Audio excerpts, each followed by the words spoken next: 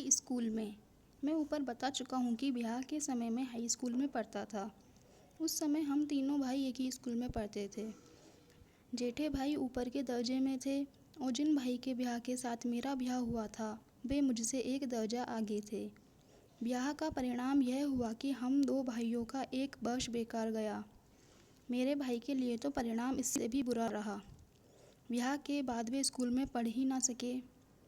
कितने नौजवानों को ऐसे अनिष्ट परिणाम का सामना करना पड़ता होगा, भगवान ही जाने। विद्या अभ्यास और विवाह दोनों एक साथ तो हिंदू समाज में ही चल सकते हैं। मेरी पढ़ाई चलती रही। हाई स्कूल में मेरी गिनती मंद बुद्धि विद्यार्थियों में नहीं थी। शिक्षकों का प्रेम मैं हमेशा ही पा सका था। हर साल माता पिता के नाम स्कूल से विद्यार्थी की पढ़ाई और उसके आचरण के संबंध में प्रमाण पत्र भेजे जाते थे। उनमें मेरे आचरण या अभ्यास के खराब होने की टीका कभी नहीं हुई। दूसरी कक्षा के बाद मुझे इनाम भी मिले और 5वीं तथा 6ठी कक्षा में क्रमशः प्रति मास 4 और 10 रुपयों की छात्रवृत्ति भी मिली थी। इसमें मेरी होशियारी की अपेक्षा भाग्य का अंश अधिक था। ये छात्रवृत्तियाँ सब विद्यार्थियों के लिए नहीं थी, बल्कि सोरठ भाषियों में से सर्वप्रथम आने वालों के लिए ही थी। 40-50 विद्यार्थियों की कक्षा में उस समय सोरठ प्रदेश के विद्यार्थी कितने हो सकते थे? मेरा अपना ख्याल है कि मुझे अपनी होशियारी का कोई गर्व नहीं था। पुरस्कार या छात्रवृत्ति मिलने पर मुझे आश्चर्य होता था, पर अपने आचरण के विषय में मैं बहुत सजग था। आचरण में दोष आने पर मुझे रुलाई आ ही जाती थी। मेरे हाथों कोई भी ऐसा काम बने जिससे शिक्षकों को मुझे डांटना पड़े अथवा शिक्षकों का वैसा ख्याल बने तो वह मेरे लिए असह्य हो जाता था। मुझे याद है कि एक बार मुझे मार खानी पड़ी थी। मार का दुख नहीं था, पर मैं दंड का पात्र माना गया, इसका मुझे बड़ा दुख रहा। मैं खूब रोया। यह प्रसंग पहली या दूसरी कक्षा का है। दूसरा एक प्रसंग 7वीं कक्षा का है। उस समय दोराबजी एदलजी गीमी हेड मास्टर थे। वे विद्यार्थी प्रेमी थे, क्योंकि वे नियमों का पालन करवाते, व्यवस्थित रीति से काम करते और लेते और अच्छी तरह पढ़ाते थे। उन्होंने उच्च कक्षा के विद्यार्थियों के लिए कसरत क्रिकेट अनिवार्य कर दिए थे। मुझे इनसे अरुचि थी। इनके अनिवार्य बनने से पहले मैं कभी कसरत क्रिकेट या फुटबॉल में गया ही ना था। ना जाने मेरा शर्मीला स्वभाव ही एकमात्र कारण था। अब मैं देखता हूँ कि वह अरुचि मेरी भूल थी। उस समय यह मेरा गलत ख्याल बना हुआ था कि शिक्षा के साथ कसरत का कोई संबंध नहीं है।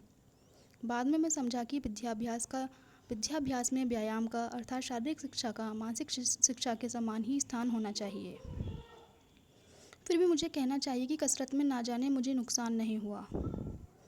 उसका कारण यह रहा कि मैंने पुस्तकों में खुली हवा में घूमने जाने की सलाह पढ़ी थी और वह मुझे रुचि थी। इसके कारण हाई स्कूल की उच्च कक्षा से ही मुझे हवाखोरी की आदत पड़ गई थी। वह अंत तक बनी रही। टहलना भी तो व्यायाम ही है। इससे मेरा शरीर अपेक्षाकृत सुगठित बना। अरुचि का दूसरा कारण था पिताजी की सेवा करने की तीव्र इच्छा।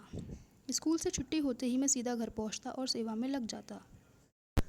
जब कसरत अनिवार्य हुई तो इस सेवा में बाधा पड़ी। मैंने विनती की कि पिताजी की सेवा के लिए मुझे कसरत से छुट्टी दी जाए, पर गीबी साहब छुट्टी क्यों देने लगे। एक शनिवार के दिन सुबह का स्कूल था। शाम को 4 बजे कसरत के लिए जाना था। मेरे पास घड़ी नहीं थी। आसमान बादलों से घिरा था, इसलिए समय का कोई अंदाज़ा नहीं रहा। मैं बादलों से धोखा खा गया। जब कसरत के लिए पहुंचा तो सब जा चुके थे।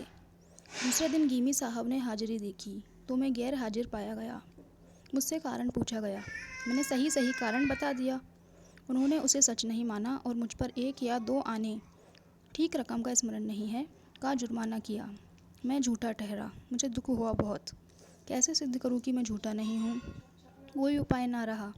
मन महसूस कर रह गया। रोया। समझा कि सच बोलने वाले और सच्चा काम करने वाले को गाफिल भी नहीं रहना चाहिए। अपनी पढ़ाई के समय में इस तरह की मेरी यह पहली और आखिरी गफलत थी। मुझे धुंधली से याद है कि आखिर में वह जुर्माना माफ़ करा सका था। मैंने कसरत से तो मुक्ति प्राप्त कर ली थी। पिताजी ने हेडमास्टर को पत्र लिखा था कि स्कूल के समय के बाद वे मेरी उपस्थिति का उपयोग अपनी सेवा के लिए करना चाहते हैं। इस कारण मुझे मुक्ति मिल गई। व्यायाम के बदले मैंने टहलने का सिलसिला रखा, इसलिए शरीर को व्यायाम ना देने की गलती के लिए तो शायद मुझे सज़ा नहीं भोगनी पड़ी, और दूसरी एक गलती की सज़ा को मैं आज तक भोग रहा हूँ। मैं यही जानता था कि पढ़ाई में सुंदर लेखन आवश्यक नहीं है। यह गलत ख्याल मुझे कैसे हो गया था, पर ठेठ विलायत जाने तक यह बना रहा। बाद में और ख़ास करके दक्षिण अफ्रीका में जब मैंने वकीलों के तथा दक्षिण अफ्रीका में जन्मे और पढ़े लिखे नवयुवकों के मोती के दानों जैसे अक्षर देखे तो मैं शर्माया और पछताया। मैंने अनुभव किया कि खराब अक्षर अधूरी शिक्षा की निशानी मानी जानी चाहिए। बाद में मैंने अक्षर सुधारने का प्रयत्न किया, पर पके घड़े पर कहीं गला जुड़ता है। जवानी में मैंने जिसकी उपेक्षा की उसे मैं आज तक नहीं कर सका। हर एक नवयुवक और नवयुवती मेरे उदाहरण से सबक ले और समझे कि अच्छे अक्षर विद्या का आवश्यक अंग है। अच्छे अक्षर सीखने के लिए चित्रकला आवश्यक है। मेरी तो यह राय बनी है कि बालकों को चित्रकला पहले सिखानी चाहिए। जिस तरह पक्षियों, वस्तुओं आदि को देखकर बालक उन्हें याद रखता है और आसानी से उन्हें पहचानता है, उसी तरह अक्षर पहचानना सीखे और जब चित्रकला सीख कर चित्र आदि बनाने लगे तभी अक्षर लिखना सीखे तो उसके अक्षर छपे अक्षरों के समान सुंदर होंगे। इस समय के विद्याभ्यास के दूसरे 2 संस्मरण उल्लेखनीय हैं। ब्याह के कारण जो 1 साल नष्ट हुआ था उसे बचा लेने की बात दूसरी कक्षा के शिक्षक ने मेरे सामने रखी थी। उन दिनों परिश्रमी विद्यार्थी को इसके लिए अनुमति मिलती थी। इस कारण तीसरी कक्षा में मैं 6 महीने रहा और गर्मी की छुट्टियों से पहले होने वाली परीक्षा के बाद मुझे चौथी कक्षा में बैठाया गया। इस कक्षा से थोड़ी पढ़ाई अंग्रेजी माध्यम में होने लगी थी। मेरी समझ में कुछ ना आता था। भूमिति भी चौथी कक्षा से शुरू होती थी। मैं उसमें पिछड़ा हुआ था ही, इस पर मैं उसे बिल्कुल समझ नहीं पाता था। भूमिति शिक्षक अच्छी तरह समझाकर पढ़ाते थे पर मैं कुछ समझ ही ना सकता था। मैं अक्सर निराश हो जाता था। कभी कभी यह भी सोचता था कि 1 साल में 2 कक्षाएं करने का विचार छोड़कर मैं तीसरी कक्षा में लौट जाऊं, पर ऐसा करने में मेरी लाज जाती और जिन शिक्षक ने मेरी लगन और भरोसा करके मुझे छड़ाने की सिफारिश की थी उनकी भी लाज जाती। इस भय से नीचे जाने का विचार तो छोड़ ही दिया। जब प्रयत्न करते करते मैं यूक्लिड के 13वें प्रमेय तक पहुंचा तो अचानक मुझे बोध हुआ कि भूमिति तो सरल से सरल विषय है जिसमें केवल बुद्धि का सीधा और सरल प्रयोग ही करना है। उसमें कठिनाई क्या है? उसके बाद तो भूमिति मेरे लिए सदा ही एक सरल और सरस विषय बना रहा। भूमिति की अपेक्षा संस्कृत ने मुझे अधिक परेशान किया। भूमिति में रटने की कोई बात ही थी ही नहीं, जबकि मेरी दृष्टि से संस्कृत में तो सब रटना ही होता था। यह विषय भी चौथी कक्षा में शुरू हुआ था। छठी कक्षा में मैं हारा।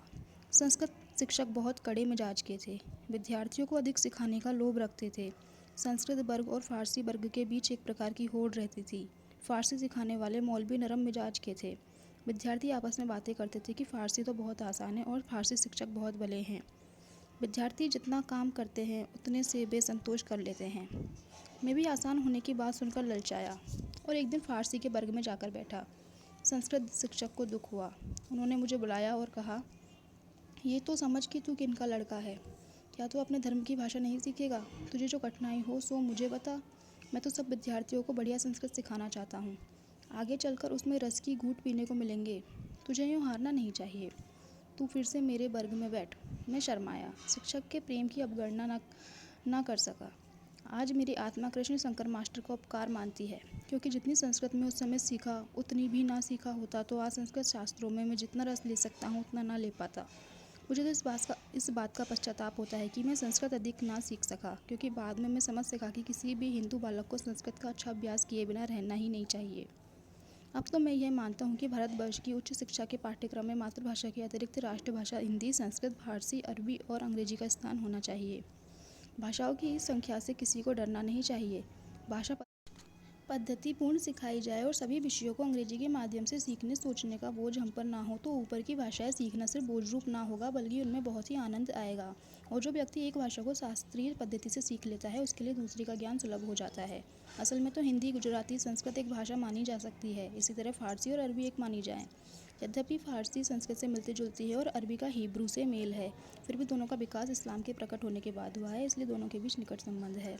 उर्दू को मैंने अलग भाषा नहीं माना है, क्योंकि उसके व्याकरण का समावेश हिंदी में हो जाता है। उसके शब्द तो फारसी और अरबी ही हैं। ऊंचे दर्जे की उर्दू जानने के लिए अरबी और फारसी का ज्ञान जरूरी है, जैसे उच्च प्रकार की गुजराती, हिंदी, बंगला, मराठी जानने वालों के लिए संस्कृत जानना आवश्यक है।